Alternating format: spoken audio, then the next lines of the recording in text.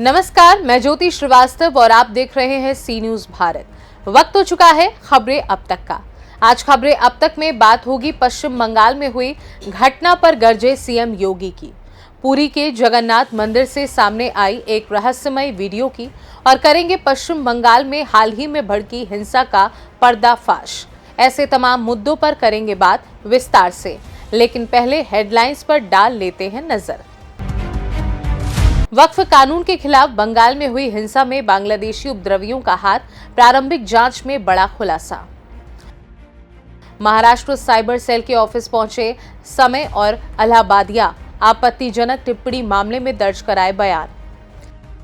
हरियाणा जमीन सौदे मामले में रॉबर्ट वाड्रा से ईडी ने की पूछताछ, बाहर आकर बोले डरने वाला नहीं हूं।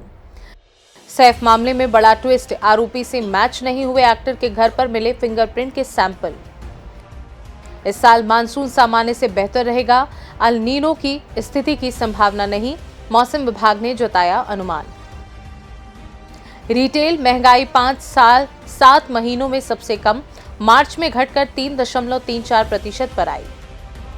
राजस्थान के पूर्व मंत्री खाचरियावास के घर ईडी की रेड, 19 ठिकानों पर पहुंची टीम। राम मंदिर को बम से उड़ाने की धमकी मिलने के मामले में एफआईआर दर्ज, मिला था ईमेल। सलमान खान को धमकी देने वाला शख्स गिरफ्तार, कहा था घर में घुसकर मारेंगे। शेयर बाजार में बूम, सेंसेक्स 1600 अंक चढ़ा, कई स्टॉक में तूफानी तेजी आई। हरदोई की जमीन मंगलवार को तब गर्मा उठी जब उत्तर प्रदेश के मुख्यमंत्री योगी आदित्यनाथ ने पश्चिम बंगाल में वक्फ कानून को लेकर फैले बवाल पर अपना तीखा रुख साफ कर दिया। मंच से गरजते हुए योगी ने कहा, दंगाइयों की भाषा लात और डंडे की है, बातों से नहीं सुधरेंगे ये लोग। उन्होंने दो टूक कहा कि जिन्हें बांग्लादेश इतना ही प्यारा है वे वहीं चले जाएं, भारत की मिट्टी पर बोझ बनने की कोई जरूरत नहीं। बात यहीं खत्म नहीं हुई। सीएम योगी ने ममता बनर्जी पर भी निशाना साधा और कहा, जब बंगाल जल रहा है तब राज्य की मुख्यमंत्री खामोश बैठी हैं, उल्टा दंगाइयों को शांति दूत बता रही हैं। यह कैसी राजनीति है? कांग्रेस और समाजवादी पार्टी की चुप्पी पर सवाल उठाते हुए योगी ने पूछा, दंगे हो रहे हैं, लोग घर छोड़ने पर मजबूर हैं, फिर भी विपक्ष क्यों मौन साधे है? क्या इनकी संवेदनाएं चुनिंदा हैं? अब याद करिए 2017 के पहले के उत्तर प्रदेश को हर दूसरे तीसरे दिन दंगा होता था। बहनों और भाइयों, इन दंगाइयों का उपचार ही डंडा है, बिना डंडे के मानेंगे नहीं। आप देख रहे होंगे बंगाल जल रहा है, वहां की मुख्यमंत्री चुप है, दंगाइयों को शांति दूत कहती है। अरे लातों के भूत बातों से कहां मानने वाले हैं? लेकिन सेकुलरिज्म के नाम पर इन लोगों ने दंगाइयों को दंगा करने की पूरी छूट दे रखी है।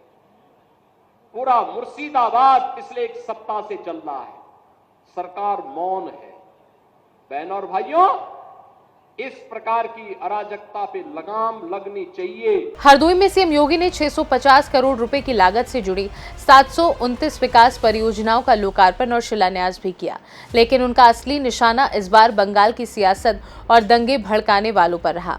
उन्होंने कहा, 2017 से पहले यूपी का भी यही हाल था, हर दूसरे दिन दंगे होते थे। हमने दिखा दिया कि जब कानून का डंडा चलता है तो दंगाई खुद ब खुद शांत हो जाते हैं। इस पूरे मामले की राजनीतिक अहमियत इसलिए भी ज्यादा है क्योंकि पश्चिम बंगाल में पंचायत चुनाव सिर पर हैं। ऐसे में योगी का बयान सीधे ममता सरकार की नीतियों और कानून व्यवस्था पर सवाल खड़े कर रहा है। वहीं दूसरी ओर वक्फ कानून अब संसद से पारित होकर देश का कानून बन चुका है। यदि किसी को इससे आपत्ति है तो उसके लिए सुप्रीम कोर्ट का रास्ता खुला है, न कि सड़कों पर आग लगाने का। लेकिन दुर्भाग्यवश पश्चिम बंगाल के मुर्शिदाबाद से शुरू हुआ ये विरोध अब कई इलाकों में हिंसा का रूप ले चुका है। हालात इतने बिगड़ चुके हैं कि सैकड़ों हिंदू परिवारों को पलायन करना पड़ा और 3 निर्दोष लोगों की जान चली गई। अब सवाल ये है, क्या इस आग को और भड़काने दिया जाएगा या देश हित में कोई ठोस कदम उठाया जाएगा? फिलहाल इसी के साथ रुक करेंगे हमारी अगली रिपोर्ट की ओर।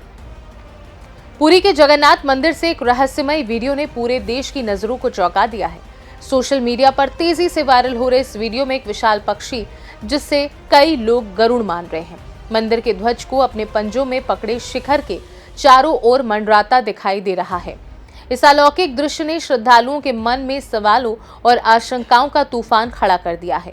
ऐसे में सवाल उठ रहे हैं कि क्या ये सिर्फ एक संयोग है या फिर कोई संकेत, कोई चेतावनी। भगवान जगन्नाथ का मंदिर वैसे भी रहस्यों से भरा हुआ है और अब ये घटना इन रहस्यों को और गहरा कर रही है। वीडियो में देखा गया है कि गरुड़ जैसे पक्षी के पंजों में मंदिर की पताका उलझी हुई है और वह उसके साथ आसमान में चक्कर काटता दिखाई दे रहा है।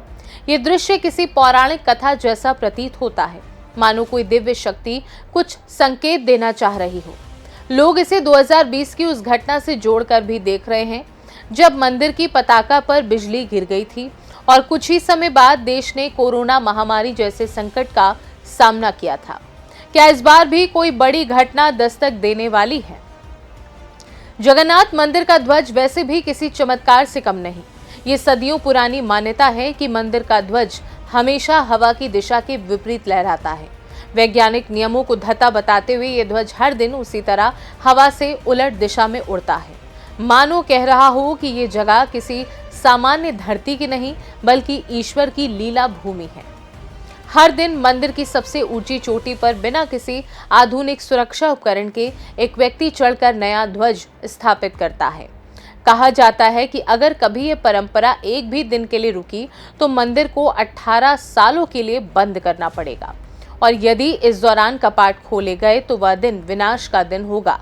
तो सवाल ये है, क्या गरुड़ का ये आना कोई सामान्य घटना थी या भगवान जगन्नाथ कुछ संकेत देना चाह रहे हैं?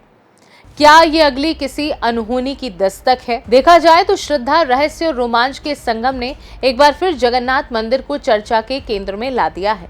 जब आकाश पर मंडराने लगे गरुड़ और ध्वज उठ जाए प्रभु के शिखर से, तो समझ लीजिए कोई अदृश्य शक्ति हमें चेतावनी दे रही है। इतिहास गवाह है, जगन्नाथ का संकेत कभी व्यर्थ नहीं जाता। अब देखना यह है, हम इस इशारे को समझते हैं या फिर एक और अनहोनी दस्तक देती है। पश्चिम बंगाल में हाल ही में भड़की हिंसा सिर्फ एक विरोध प्रदर्शन नहीं था, बल्कि इसके पीछे एक गहरी और खतरनाक साजिश का जाल बिछाया गया था। वक्फ कानून के विरोध के नाम पर सड़कों पर उतरी भीड़ की आड़ में जो हिंसा फैली, उसके तार अब देश की सीमाओं से बाहर तक जुड़ते नजर आ रहे हैं।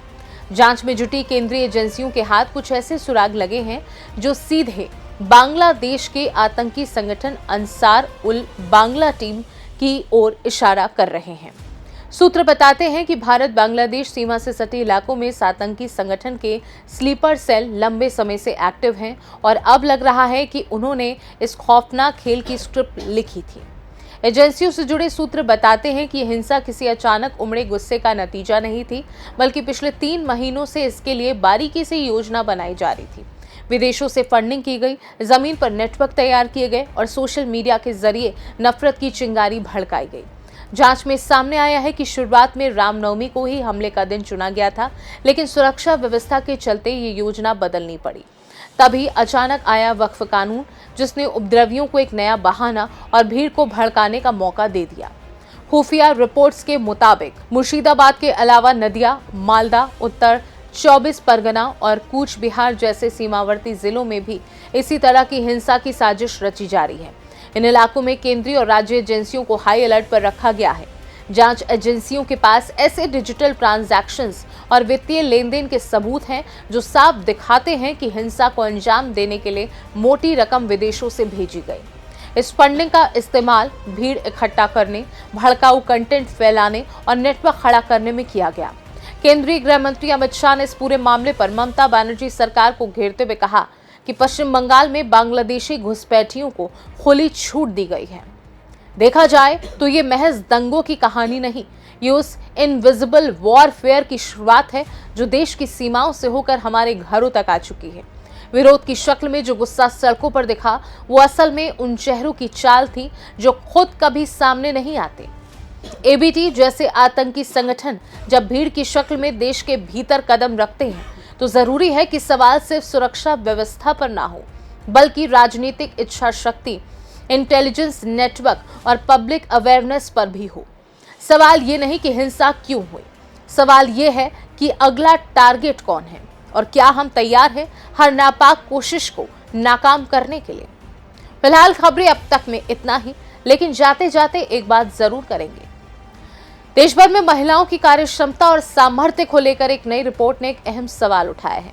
क्या हम पुलिस बल में लैंगिक समानता के सही मायने में करीब हैं?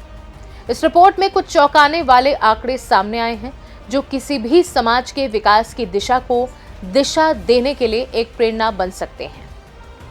इंडिया जस्टिस रिपोर्ट के अनुसार पुलिस बल में महिलाओं की भागीदारी अब पहले से कहीं ज्यादा मजबूत हुई है। हालांकि अभी भी पुलिस में अधिकारी स्तर पर महिलाओं का प्रतिनिधित्व कम है, फिर भी एक बात तो जरूर कहेंगे कि कहीं न कहीं पुलिस बल में महिलाओं की बढ़ती भागीदारी एक बड़े बदलाव की शुरुआत है। हमें ये नहीं भूलना चाहिए कि महिलाएं अब नेतृत्व की दिशा में मजबूती से कदम बढ़ा रही हैं। खासकर कर्नाटक जैसे राज्यों में लैंगिक समानता की दिशा में ठोस कदम उठाए गए हैं। ये बदलाव एक स्पष्ट संकेत है कि महिलाएं न सिर्फ पुलिस बल में बल्कि समाज के हर क्षेत्र में अपनी ताकत साबित कर रही हैं।